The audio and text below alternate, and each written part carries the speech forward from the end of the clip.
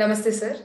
నా పేరు భవ్య Tejaswi. Last time already మనం సెషన్ లో ఉన్నప్పుడు మీరు కెరియర్ లో ఎలాంటి పారామీటర్స్ చూస్ చేసుకోవాలి, ఎక్స్పీరియన్స్ ఎంత ఇంపార్టెంట్, ఇంటర్న్షిప్స్ గురించి, స్కాలర్షిప్స్ గురించి అలా చాలా ఇన్ఫర్మేషన్ మీరు షేర్ చేశారు సార్ మాకు ప్రీవియస్ గా. సో అది చాలా ఇన్ఫర్మేటివ్ గా అనిపించింది సార్. ఆ ఇన్ఫర్మేషన్ నాకే కాకుండా నేను చాలా ఫ్రెండ్స్ కి కూడా షేర్ చేశాను. సో ఇప్పుడు ఈ సెషన్ లో మళ్ళీ నాకు ఇంకొన్ని డౌట్స్ ఉన్నాయి సార్. సో అవి నేను అడుగుదాం అనుకుంటున్నాను మీకు. సో ఫస్ట్ ఏంటంటే సార్, నేను బీటెక్ ఈసీ కాబట్టి ఇది కంప్లీట్ అయ్యాక నేను ఎంబీఏ చేద్దాం అనుకుంటున్నాను సార్. కానీ అంటే ఇప్పుడైతే నేను ఎంబీఏ చేద్దామన్న ఒక డెసిషన్కి వచ్చాను సార్. బట్ ఒక ఫ్యూ మంత్స్ అగో అయితే నేను ఎంఎస్ చేయాలా ఎంబీఏ చేయాలా అనే డైలమాలో అయితే ఉన్నాను సార్. అంటే ఒక పర్టికులర్ దాని మీద ఇదే చేయాలని ఏం లేదు సార్ నాకు. సో నాకున్న క్యాపబిలిటీకి నేను ఎంఎస్ మీద కూడా నాకు ఈక్వల్ ఇంట్రెస్ట్ ఉంది, ఎంబీఏ మీద కూడా ఉంది సార్. దాని ఏంటంటే కొంచెం లీడర్షిప్ ఓరియంటెడ్ కొన్ని మేనేజర్ లెవెల్ రోల్స్ అయితే చేయాలన్న ఇంట్రెస్ట్ అయితే నాకు ఉంది సార్. కంపేర్ టు ఎంఎస్ కొంచెం ఎంబీఏ వైపు కొంచెం ఎక్కువ నేను అలైన్ అవుతున్నాను. ఈ పర్టికులర్ టైంలో మీరు ఎలాంటి సజెషన్ ఇస్తారు సార్? ఇలాంటి డైలమాలో ఉన్న వాళ్ళు ఎంఎస్ తీసుకోవాలా ఎంబీఏ తీసుకోవాలా? మన బీటెక్ అనేది టెక్నికల్ డిగ్రీ సార్, ఇది అండర్ గ్రాడ్యుయేషన్ అనేది నేను చేసిన టెక్నికల్ డిగ్రీ కాబట్టి, సో కొంచెం ఎంబీఏ వచ్చేసి లిటిల్ నాన్ టెక్నికల్ కాబట్టి, సో దానికి దీనికి కనెక్షన్ అనేది అండ్ ఎంఎస్ తీసుకోవాలా ఎంబీఏ తీసుకోవాలన్న దాని మీద మీ opinion?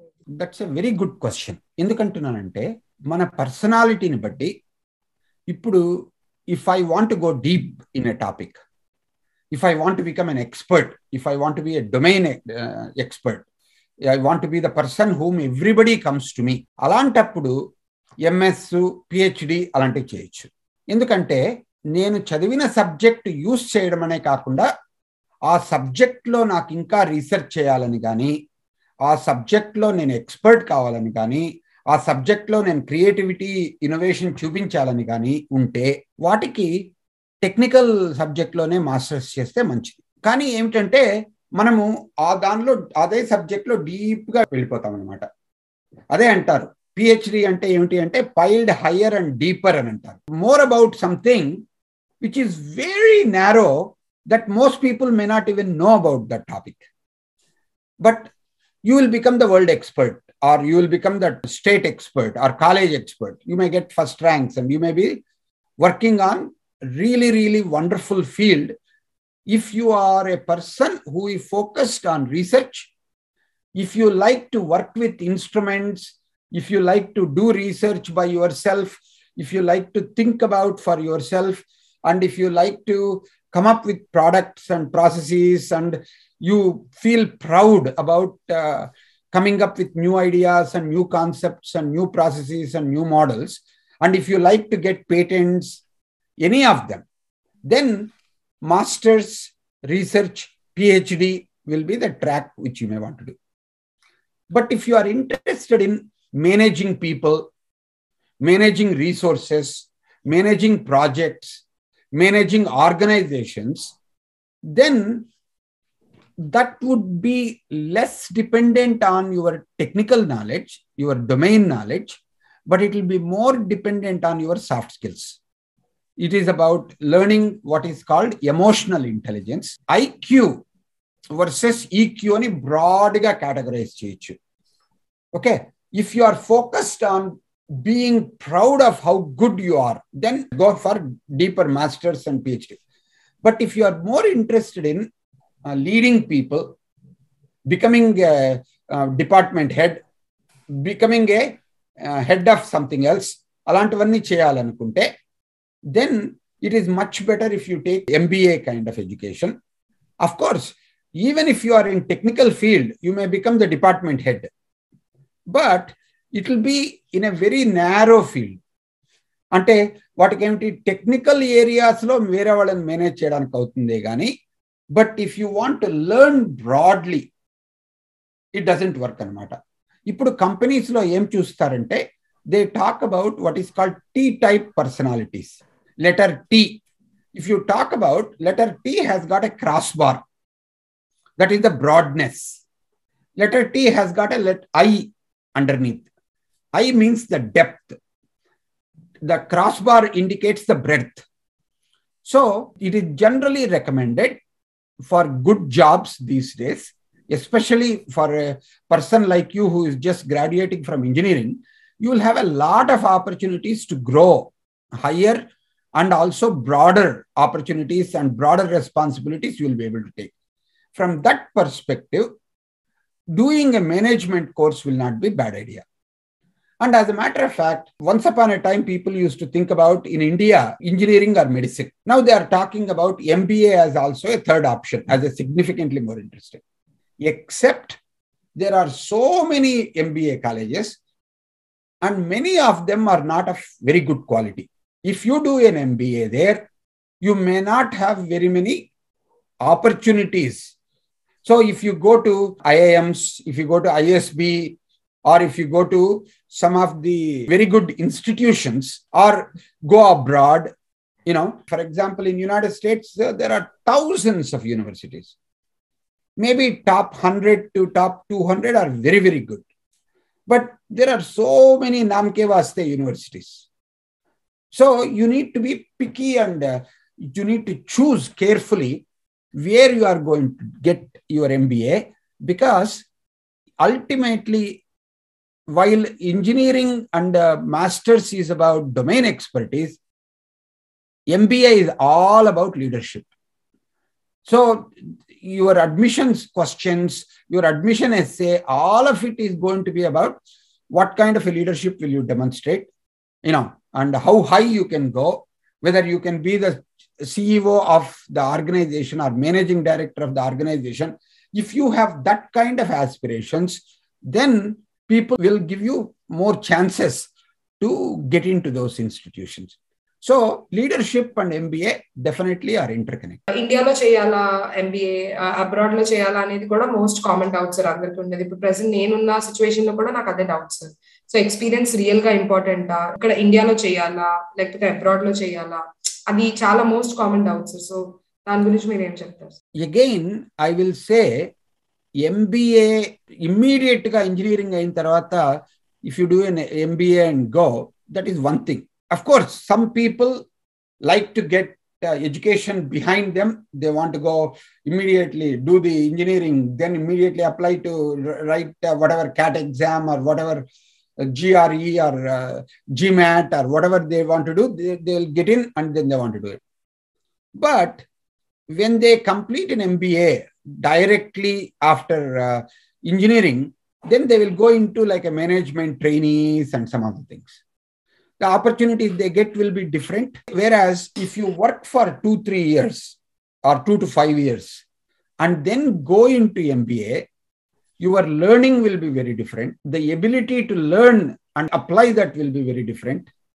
And also the opportunities that you get also will be very different.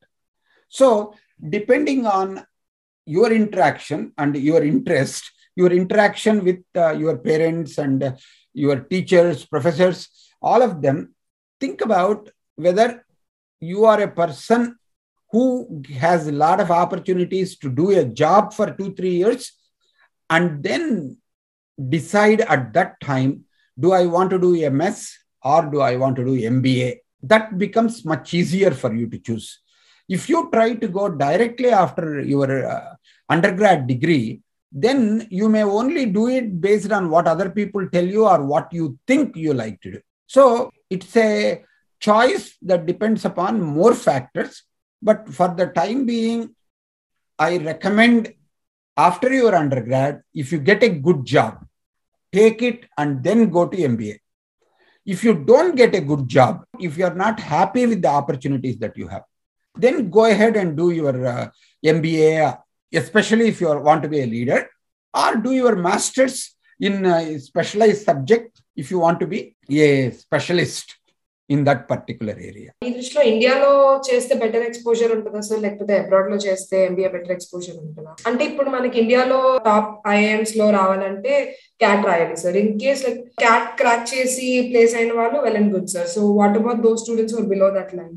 So వాళ్ళు ఇప్పుడు నెక్స్ట్ టైర్ యూనివర్సిటీస్ లో చేస్తే బెటరా, లేకపోతే GMAT ట్రై చేసి అబ్రాడ్ లో బెటర్ ఆపర్చునిటీస్ కి వెళ్ళాలా? క్యాట్ రాకపోతే, of course, my recommendation to people is actually if you are going to go into an MBA, write GMAT as well as CAT both at the same time. Try to do that first of all. And also my recommendation is to aim high. ISB, IIMs, Then IITs kuda, they have a MBA program. The reason for MBA in a technology institute is that you will get a technical management capabilities because your background is in engineering. Getting a MBA from an engineering institution is also not bad. Okay. So I would put ISB and IIMs first. Then I will put IITs. Then I will put, you identify top rank universities and then you go for it. If you don't get them somewhere else, of course, then you have to rethink it. That is all in India. Okay. Now let's talk about India versus going abroad. If you are actually interested in working in India, and if you are actually going to stay in India for your career, then studying in an Indian institution makes sense. When compared to IITs, IIMs and the management institutions actually focus a lot on alumni network, supporting each other, helping each other. For example, if you have studied in ISB, because any time, even after 10 years, you can come back and say, I studied in ISB. That creates an immediate connection. Okay. That is there in engineering colleges also. But the connection can be used for career growth. So you can always call up a senior, super senior, 5 years, 10 years older than you in an IIM, then say, or any college for that matter, but mostly I'm just using the examples of top universities. So you can call them up and say, hey, I'm a junior, I'm looking for opportunities. I need some time for you to just spend 15 minutes, 30 minutes. Most of the times people do. So this is what is called alumni networks. Alumni networks are very active in the top universities. So if you go abroad and come back, you will have much less networking opportunity with this kind of group. Second reason why it is also there is, if you continue to network with your alumni and your classmates, your juniors and your seniors, and if you stay in close contact with them, chances are when they get another opportunity, they might take you. So essentially 1 year above and 1 year below and your classmates, many of the times you may get 1 or 2 or 3 opportunities or career changes because they know you, they trust you. It becomes a lot easier to change jobs when you have a good network of people whom you know. That will not be there if you go abroad and then come back. But on the other hand, if you go abroad, if you get a good university, let us say, even if you got in IIMs and some of them, if you get a very good university abroad, let us say you got in Harvard or Kellogg or Wharton or London Business School or INSEAD or any of these type of stuff, go without any hesitation because they will open up doors all around the world. Then you don't have to worry about working only in India. You can pretty much go anywhere and you can get jobs anywhere. Once upon a time, people used to hesitate sending their daughters to various opportunities around. But these days, I don't think it is that much of a problem. It may still be a problem in a conservative family, but in majority of the type of situations, they may be willing to, let you go, be posted all around the world and gain experience to get worldwide or international experience so that your opportunity to go up becomes higher and higher.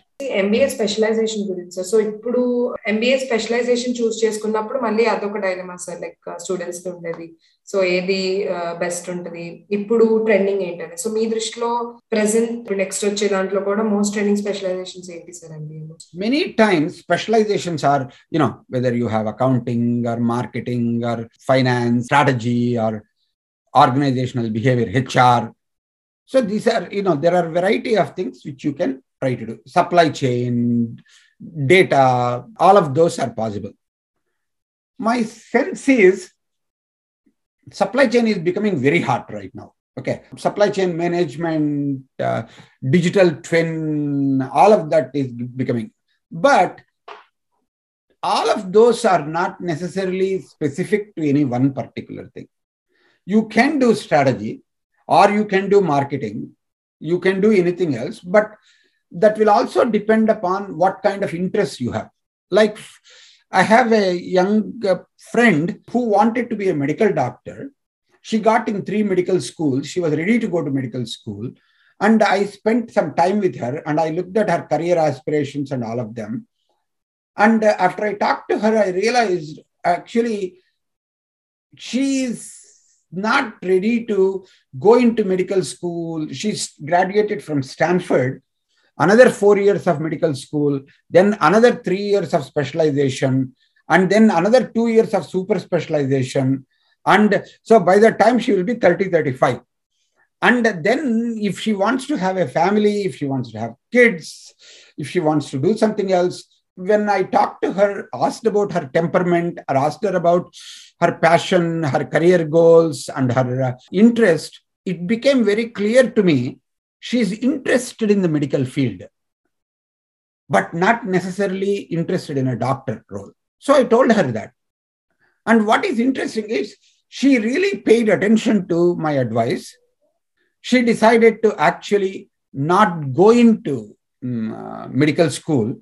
She took up a research position in Institute for the Future, which is not too far from here. And she started doing medical research first. After working with them for about 2 years on medical research, she went to Wharton and she did her MBA on marketing and technology in the medical sciences. Then she came back and worked in Genentech, which is now Roche. And she became a product manager for one of the chemotherapy agents. And then she became the director. She became the head of strategy. And then she got out. She worked in another startup. She's probably in about early 40s or maybe just turned 40. She has a lot of experience. She's continuing to work with the medical technologies, but at the same time, she has a daughter. She has a, fulfilling personal life in addition to work life. And if I ask her, was that a right decision not to be a doctor? She said, of course, uncle, for sure.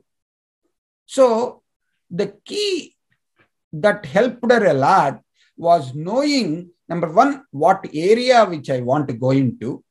Like if I love numbers, if I'm a person who is obsessive compulsive, and if I'm a person very project oriented, very structured, I plan a lot, I think a lot, I am actually 2 steps ahead of everybody, then kind of supply chain or finance, accounting, some of them will be very good because you are a structured person. If you are a creative person, if you get so many ideas and if you are really good at it, but you are not interested in implementing them, you are not interested in taking 1 step at a time and do the checklist and do the implementation, then maybe strategy will be good. If you like to work with people, if you like to manage people, if you like to help organization to get HR, maybe better. And so like that, you can think about the area of interest, specific behavioral patterns that you have, specific topics that you are interested in.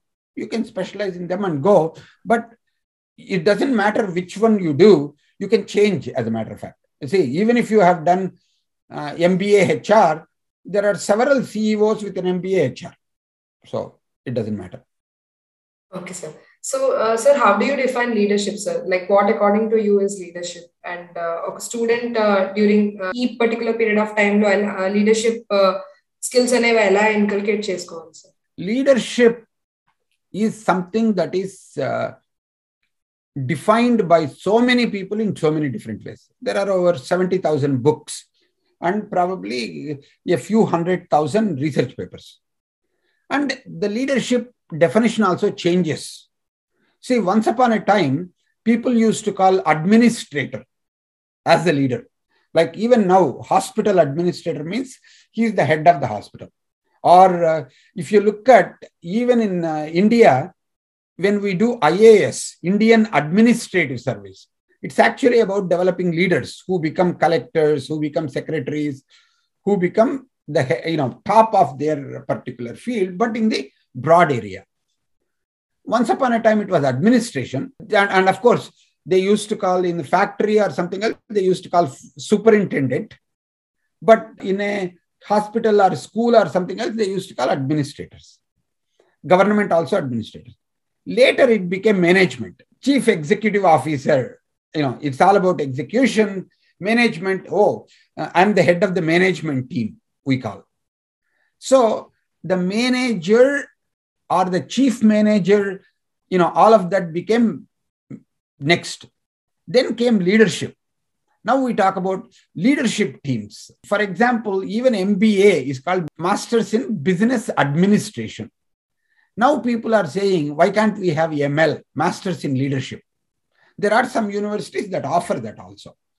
So leadership definitions actually change with time. The key you might want to look at, it doesn't matter whether you call visionary leadership, whether you call, situational leadership, or whether you call transformational leadership, or whether you call supply chain leadership, different type of things. Ultimately, leadership is about three things. One is about making decisions, making tough decisions. Other people have difficulty making decisions. Second is taking action. Many people, like, for example, I love being an advisor. I love being a teacher. I love being a coach. I love being a, advisor, but I don't like to execute. I'm not interested in getting into details. I'm not interested in making sure all the checklist is done. I'm not interested in various kinds of performance reviews and managing it and doing the budgets and making sure everything is done. And at the end of 3 months, no, I'm not interested in that. So I became a consultant, or I became a professor. I became a coach. Why? I can come up with various ideas. I can work with them. I can interactively develop something that works for them.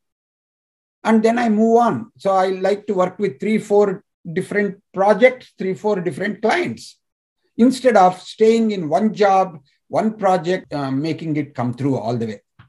So one is about decision making. Second is about executing, which is taking action. Third one, essentially, is about communicating difficult decisions and telling them that you are fired, especially if the person is your best friend, or the person is close to you, or a person is related to you. And for them to say yes, we are partners in this. We have a personal relationship. If you are in a family business, you may have to tell your uncle, I'm sorry, I love you, but you know what? You don't fit here. You need to get out of here.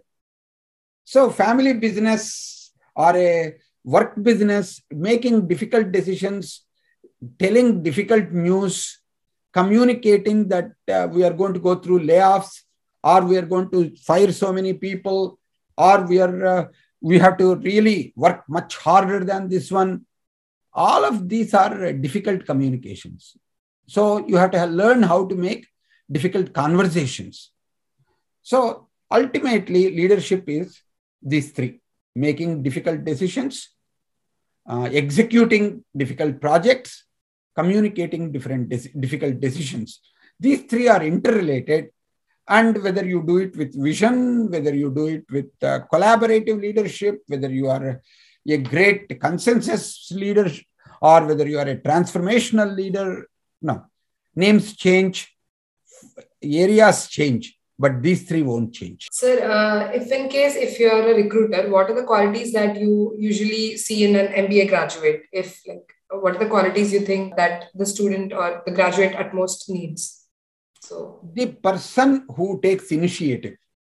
So initiative is going to be something very, very important. That means before somebody asks, before somebody tells, before somebody offers, how much of initiative, how much of interest, how much of passion you have to take on a difficult project.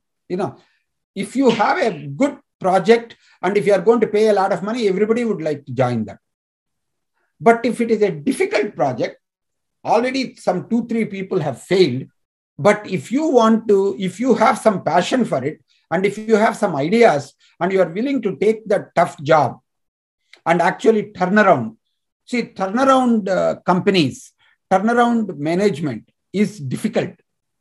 But if you are taking initiative and if you listen to people, if you work with them and can turn around the situation, then recruiters will be very happily to look for people like you. How do you do that? That means even in MBA classes as well as outside, people who are thoughtful, who see the big picture as well as they can go down to the specific details when they need to work out. Again, T-type personality is what they look for. They want you to think like your competitor, think like your customer, think like your supplier, think like your employee. Don't just focus on the stockholder. You have to focus on the stakeholders, all of stakeholders. If you begin to do that, and also if you are a person whom other people will come to for advice, if you are a person who will lead your other classmates and other people, and if you are a head of a club, if you are a person who volunteer in some non-profit activities, like for example, there was a lady called Parvati, and when I was teaching in ISB, I found out this girl is an MBA student here, but she learned sign language. So she was going to, in Hyderabad, she was going to a nearby deaf school and she was teaching them dance. And also I found out before she joined MBA, she was a fitness instructor. So she found out that some of these people who are in a deaf school, they don't have any fitness instruction. They don't have any games because they don't know how to give this instruction. So she started teaching them Zumba. She started teaching them yoga. She started actually working with them with the innovative methodologies. Actually, interestingly, I wrote up about her because she showed initiative where it was needed. And because of her passion in working with deaf students, got her a lot of opportunities in the job sector also, completely unrelated. Why? Because she has shown leadership. So like that, you might want to think about how to combine your passion, your skill set to contribute to people where it can have multiplier effect. Sir, and mentors anevallu real ga necessary sir. A student ki is it really necessary for a student to have a mentor starting from college? And how to identify that that particular person is the right mentor for us? So it is always useful to have mentors. I always recommend people to seek mentors in seniors, seek mentors in the profession. Like, for example, if you are an engineer, and if your father's friends or your mother's friends, if they are engineers, ask them for mentorship. Just like you are asking for advice, you tell them, tell me about your job. Tell me what you like about it. Tell me what you don't like. By the way, can I come and observe you for a day? Or can I come and work with you? Can I work and spend a week to see whether I like the kind of work that you do? You can give me whatever type of things. I'll be willing to be an unpaid intern for you for a week. So the idea of working with them and impressing them and getting mentorship advice from various people, that's what you need to do. Then you find out some people order you around, but you are not learning from them. The key would be a good mentor is a person where you get actionable insights, where not just an advice, but if they can take that advice, they can give you some examples, they can take your situation and analyze it and help you to give 2-3 different points of view and help you to make a better choice. If they tell you just do this, that is not mentoring. That is ordering around. Sometimes mentors may have to order if you are not able to make up your mind. But the most powerful mentor always empowers you to make your own decision. They may navigate you towards something that is good for you, but they will make you feel like you own that decision. I recommend, whether you are a student or whether you are a new employee, try to figure out whether you can develop multiple mentor relationships. with people. Thank you, sir. మీరు share చేసిన information అంతా చాలా useful గా ఉంటుంది sir. Most of the students కి ఈ stage లో ఉండే కామన్ డౌట్స్ సార్ ఇది. So, and finally, thank you for being on the session, sir. It's really my honor to have you on the session. And also, I would like to thank Touch Your Life Foundation for giving me this opportunity to connect with you. Thanks a lot, sir. My pleasure. You asked very good questions, and I enjoyed talking with you too.